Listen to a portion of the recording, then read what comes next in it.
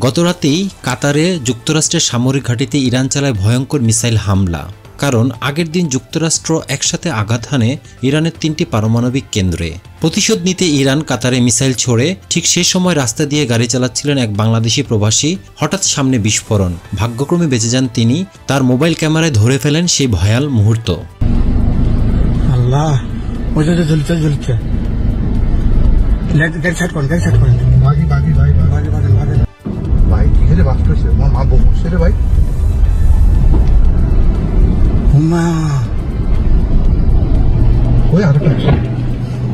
মারিচ্ছে ভাই কিবা মারিছে ভাই ভাই আপনি গাড়ি সাইড করেন ভাই, গাড়ি সাইড করেন, গাড়ি সাইড করেন। এই যে গাড়ি চলাচ্ছে পুরা